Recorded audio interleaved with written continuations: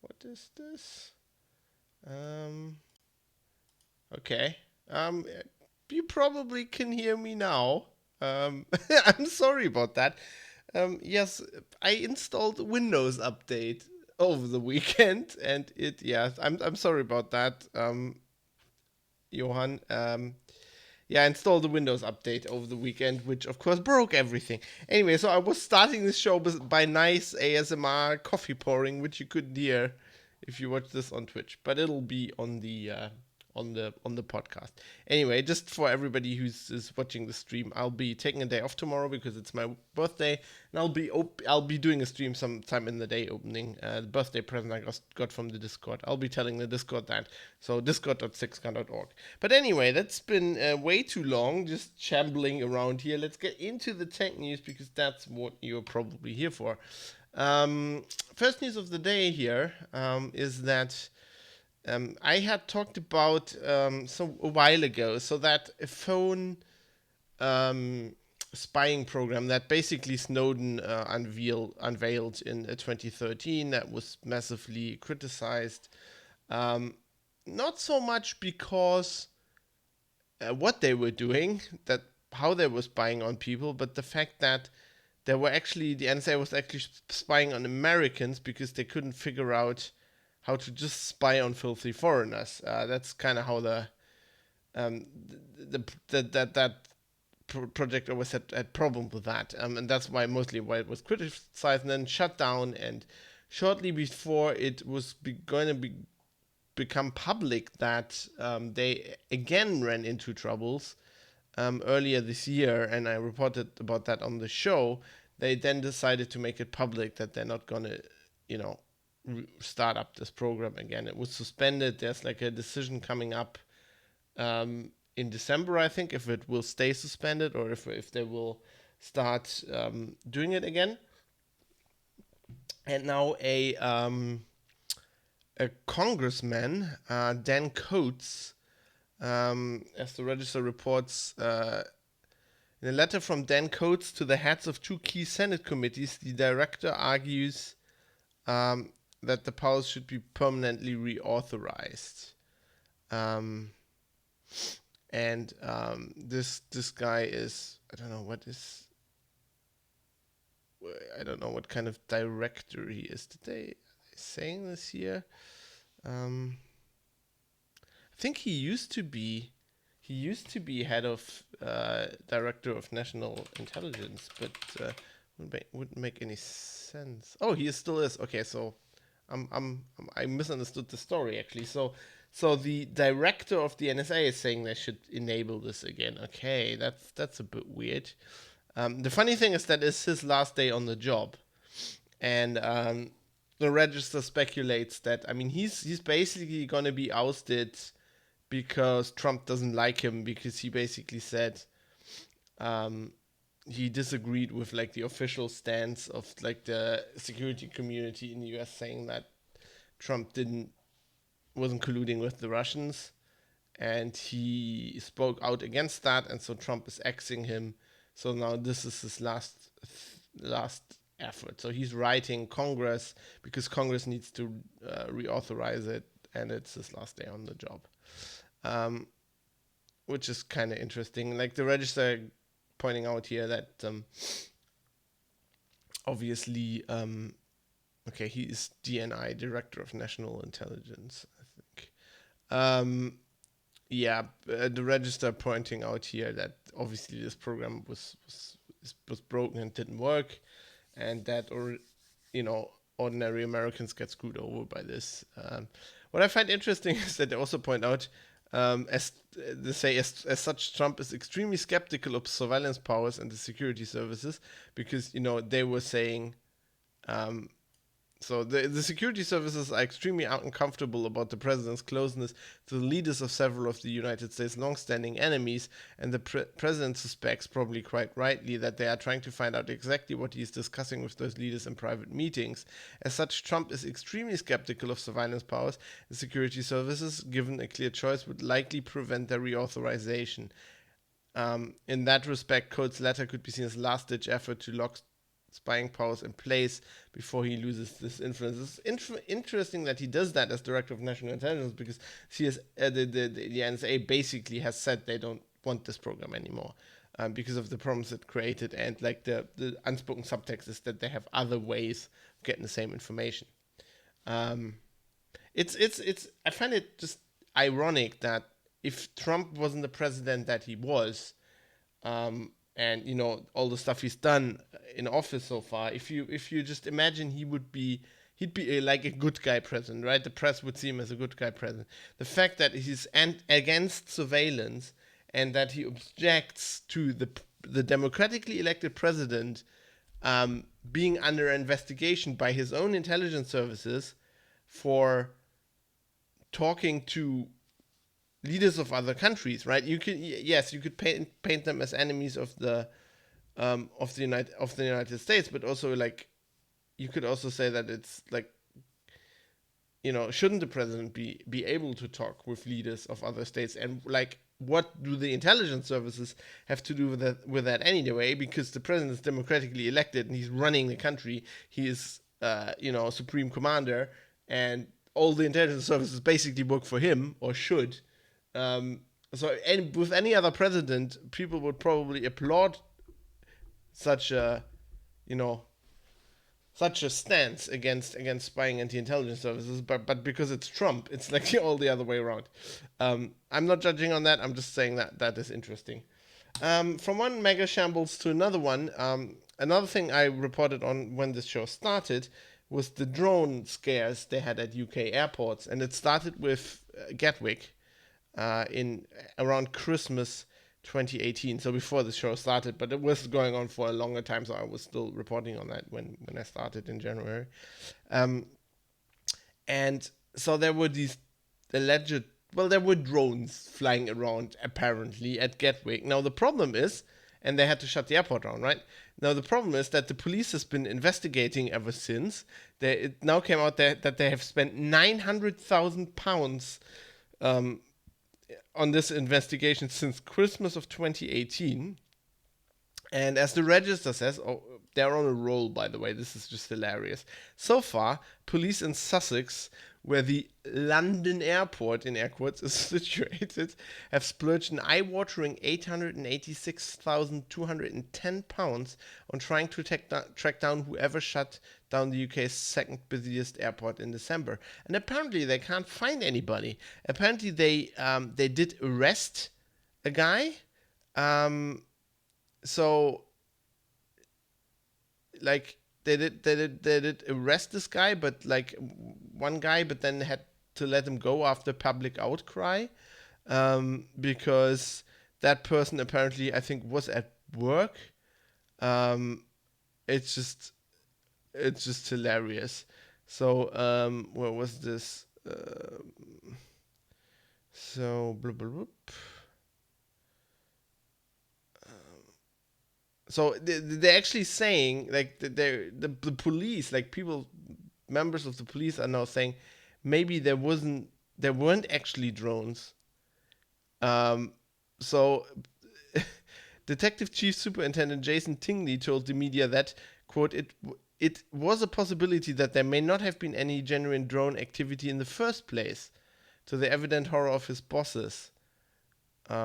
This also fueled a large number of theories about what had happened, hadn't happened, might have happened, or had been hushed up. Commenting on the cash spent on the Gatwick drone investigation, SUAS News Mortimer told the Register,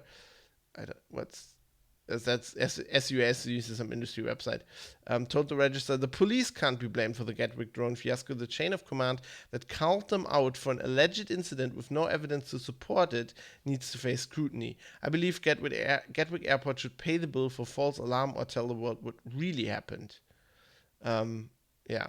Sussex police had desperately wanted public scrutiny of its failings in the Gatwick fiasco to just go away, to the point where the force recently secured the deletion of a YouTube video interview with a senior manager who talked about it.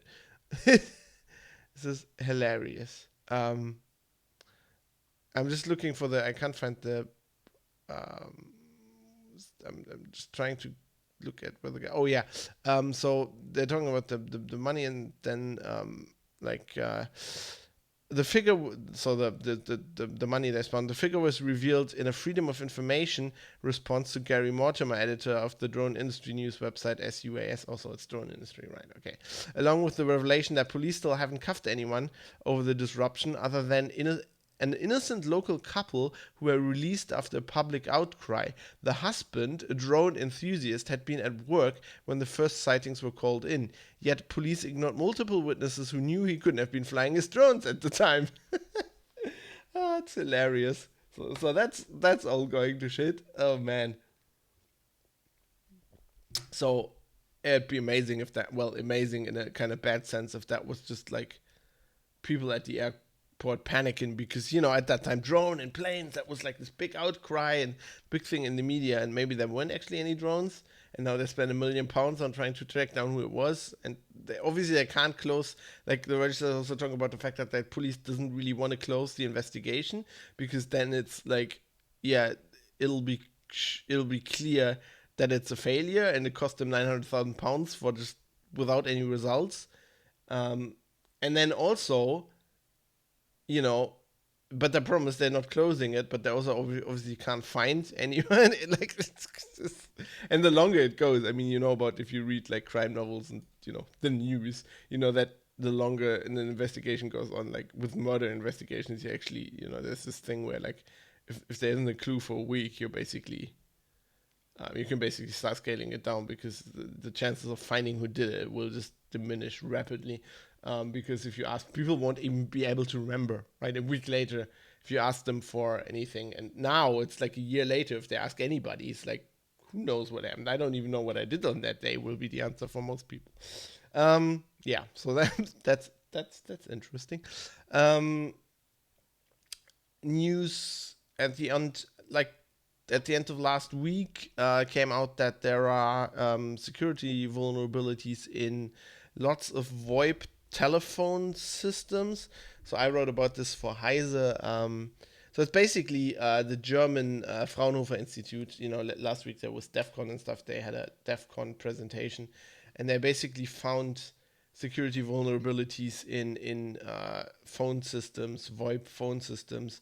Um, 33 different devices from 25 like brands, basically manufacturers, and this is mostly important for people who administer these things for like organizations, because I mean this is not something you use at home. This is something like pretty much any company or any big organization uses. If you have a phone system at work, these are all VoIP now, and like the phones all have like web interfaces to you can migrate, like when, for example, when somebody moves desks, right?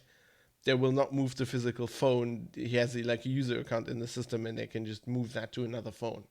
And you do this centrally often or through these web interfaces. And so the Fraunhofer Institute in Darmstadt actually found out that they're broken, like all these web services, like web service on home routers, right? They're crap. They don't validate input. You can do all kinds of stuff.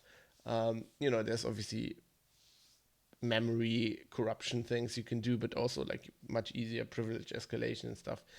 For pretty much all of these attacks, you have to be inside the network, but then you can often even execute malware, and they were able to use this. Basically, you're in a network, you're breaking into one of these web servers, and then there's like obviously embedded Linux or something running on there, and then you can actually put your own malware in there, and then even attack like other computers on the network if the phone system isn't on its own network, which companies do. Not all of them do. Depends on how sometimes you can get from one network into another. So this is not like you can't attack a company from the outside internet generally with these kinds of attacks. But if you can get in, this is a good way to put your malware somewhere where they don't find it. Like even if they find the malware and they, the IT department goes and checks all the computers. If your malware is still on the phone system, that's a pretty cool thing. You can just wait till they're through and then reinfect it. Or like if you're doing a big hacker attack, you could probably blackmail them with taking their phone system down. Or even like if you have a big attack and you're just doing other stuff, when you start figuring out that like the IT department is on your trail, and starts working against you to clean up the attack, you could just take their whole phone system down. And then that would slow that down in pretty much any, like, just imagine your work, just imagine the phones being off in the middle of like something happening, an emergency, malware in the company, that'll just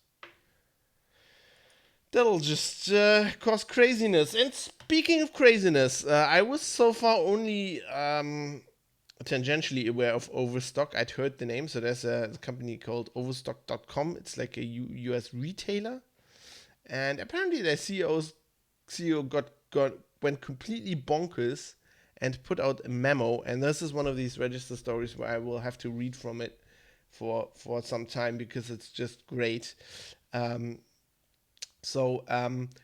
in the case of excess stock reseller Overstock.com, it appears to be somewhere.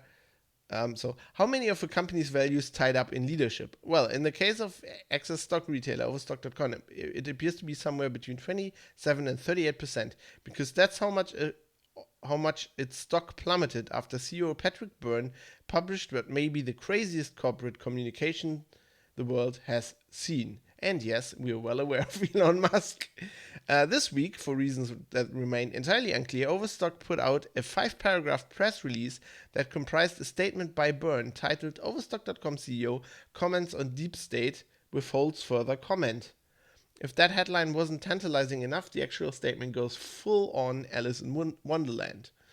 It begins. Starting in 2015, I, operating under the belief that I was helping legitimate law enforcement efforts, assisted what are now known as the Clinton investigation and the Russian investigation. In fact, I'm the notorious missing chapter 1 of the Russian investigation. Don't worry if you don't know what the seemingly notorious missing chapter 1 business is about, because it seems that no one except Byrne does either. The mystery quickly deepens. It was the third time in my life I helped the Men in Black.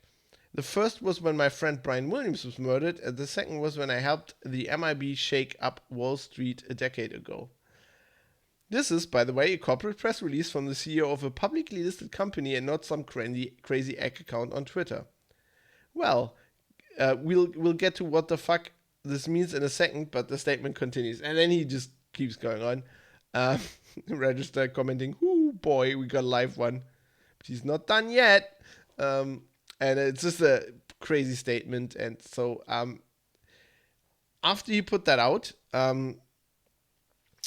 pretty much everyone starts making inquiries over whether hackers got into Overstock's servers. And then, as it slowly dawns that this is real when the press release remains on the company's website. And then the stock starts falling. On Monday, it was $20 a piece. It immediately dropped to $22 on Tuesday. And then, when no correction or explanation from the company appeared, and the market started to realize there was a madman in charge of a public company, it collapsed on Wednesday to a low of $15.75, an impressive 38% drop in just 2 days. To his credit, Patrick Byrne has stuck to part of his statement when he said, "I have fulfilled those citizenship obligations of which my rabbi reminded me. I will speak no more on the subject." And he didn't comment, even resisting the urge to splatter his brain farts all over social media. Faced with a 40% drop in share price, however, Byrne emerged from his Faraday cage to give an interview to the New York Times, and its story appeared yesterday.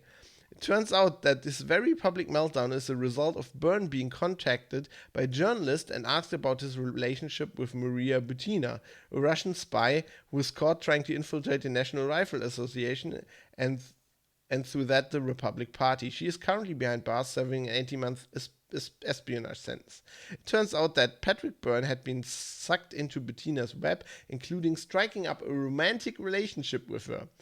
The fact was due to come out on Monday on Fox News, and Byrne's response was, well, the press release. Well, he helped fix that. It didn't hurt the company. Yeah, well, he went out there and headed that off very, very successfully. Anyway, interesting story. If you want to read it on the register, Overstock's share price has plummeted.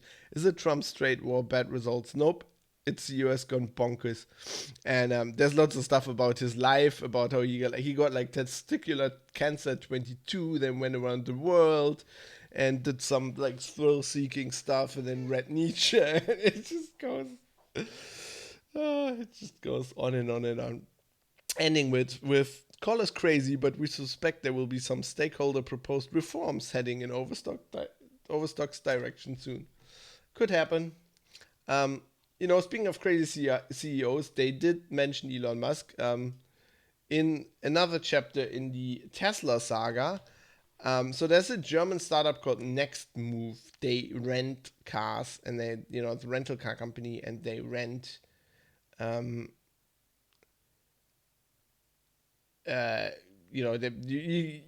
can use it to rent electric cars, and they had bought a lot of Tesla Model 3s, and now they had an order for 100 more Model 3s that got cancelled, and there's now basically a public fight going on. Next Move is basically saying Tesla cancelled it.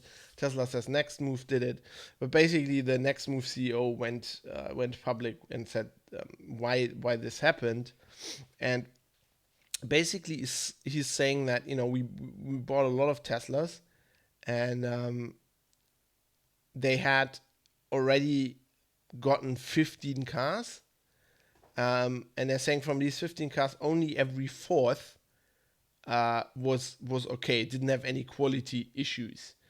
He's saying Tesla is now in service hell. They seem to have moved past production hell and they're now in service hell. And they're saying there were lots of uh, faults, and now the other 85 Model 3s they wanted to buy, worth 5 million euros, they've said they're not doing that. So the defects were like, okay, damaged tires. There were paint issues, issues with the just the car body in general. There were sometimes the charging electronics were broken. Sometimes the wiring was faulty, or it didn't have an emergency call button. And they're even saying that, I mean, they're saying, okay, this is bad for security of our customers and the drivers. But they're even saying that like several of the cars weren't like they wouldn't have, like they had faults that would make it illegal to drive them on German roads. Um, I saying the CEO is saying it's like this isn't acceptable. They had problems with some of the cars they bought had already been so that already been registered to another person, which usually wouldn't be bad, but that means that the company. So in Germany there's state sponsorship, like the state pitches in if you buy a new electric car. And like this next move company obviously is calculating with getting that rebate. So basically the German state pays a few thousand euros of the price of your car. And they were obviously calculating with that. But if the car's been registered to somebody else before, it's not a new car, and you can't get that. So that was a problem. Also, they have tax issues then because they didn't buy a new car directly of a company, like legally, and it's like it's all really really bad. I found it amazing that just some of the cars weren't even like that they wouldn't have been legal to drive because they were broken. And I mean, this is a story on Golem. They have a picture here. There's like well-known stuff where sometimes like there's a picture of a car where the door has just like the door's closed, but there's like just a gap. So obviously they're just producing these too quickly and have quality control issues. Interestingly, the CEO of Nextmove still says it's the best electric car in the world. I don't want to know what the other electric cars look like if that's the best one. Yeah, but obviously more fun with Tesla. And then I have one more story before I let you go for your day, which is I had also talked before about these RD render problem. So AMD, it turns out AMD CPUs have a problem with like their built-in random number generator, which Linux uses, and there have been problems with the fact that because that is broken, sometimes Linux machines would lock up or it wouldn't even boot, like in some cases, and in newer Ryzen 3000 CPUs, AMD has actually fixed this with a firmware update. But for the older CPUs, I think they can't or don't want to have like a firmware fix. And so now a AMD developer, kernel developer called Tom Lendacki, has proposed code that kind of fixes this problem for like older CPUs. It doesn't really fix it. What it does, like, is it's a patch to the Linux kernel where with those CPUs, the Linux kernel will, like, there's a register. It's just a memory thing where like there's a CPU ID thing where basically it tells what it does. It tells Linux, well, this CPU supports RD render, and the kernel will just empty that. So the kernel itself and other hardware will then think, well, the CPU just doesn't support that. it does support it, but because it's broken, gives you the wrong numbers, they rather turn it off. Um, so this developer points out that that doesn't actually turn the feature off. So if you specifically call it, it'll still work. But like in a newly booted system, all software on the system will just think it's not supported, which I guess will make those Linux distributions that trip up in that case, um, it'll fix that boot error, because at that point the distribution goes, oh, the CPU doesn't support this feature, I'm not calling it, and then the crash gets avoided. What a bit of a typical like Linux fix. I mean, it's not Linux's fault. It's obviously like a hardware problem, but it's often like, in Linux you can only, because the hardware vendor doesn't fix it, you can only have like a dirty workaround like this. But, you know, it'll stop machines from crashing, so that's good. Anyway, that's it for me today. As I said, I'm gonna take tomorrow off because it's my birthday, and then I'll be back on Wednesday. I hope. I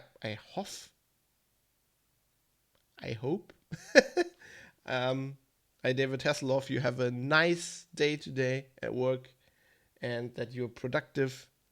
Yeah, and I hope you have a good day tomorrow. I definitely will have a good day tomorrow, and I'll see you on Wednesday. Why I'm going all German? I will see you on Wednesday. Until then, have a very nice day. Goodbye. Guten Tag.